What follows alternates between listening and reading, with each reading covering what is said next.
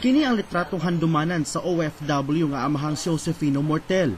Ang adlaw di nakatambong sa unang higayon sa college graduation sa anak, human nalayo kini sa pamilya tungod sa pagtrabaho gawa sa nasod. Aba, siyempre, ako na siguro yung pinakamasayang magulang na nakapagpatapos ng college kahit ako ay nasa ibang bansa.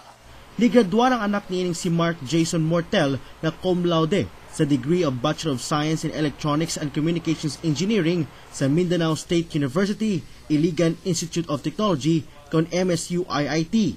Scholar sa OWA si Mortel, ilawom sa Overseas Workers Welfare Administration Education for Development Scholarship. So kami ay very proud na masasabi natin na talagang pinag-igian niya at talagang siniseryoso niya yung scholarship ng OWA at naman ang OWA, lalo na yung ating Board of Trustees, ay may inspire na i-maintain yung scholarship na ito. Daanang achiever o consistent honor student sa elementarya o bannerol pa sa Agusan National High School si Mark.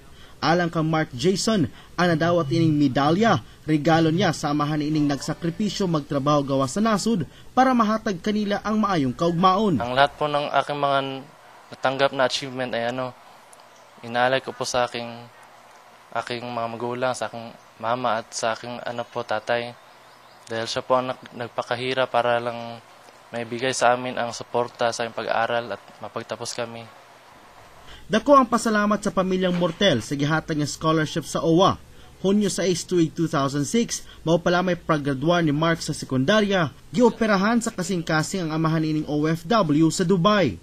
Tungod sa dakong galasosan sa ospital, giproblema kaniadto sa inahang si Estrella Mortel ang pagpaeskwela sa kolehiyo sa iyang mga anak. Gitawagan ko sa uwa nga congratulate ko na nakapasar lagi daw akong anak. Grabe ginaw, nalipay ko kayo adto.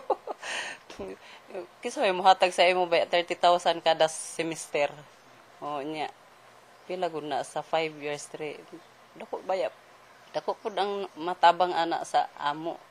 I'm very proud po sa aking anak dahil na binigyan naman niya ng sulit na pag-aaral. Yung aking paghihirap, pinalitan niya naman ng magandang grades.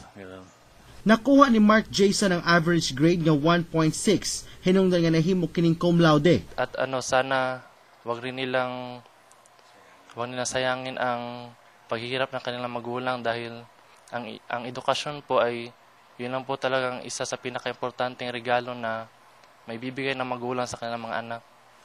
Nangandam na kinis sa ECE licensure examination sa tuig 2012. Wala pa'y plano nga magtrabaho gawa sa nasud si Mark o plano kining magtrabaho dinhi sa iyang kaugalingong nasud.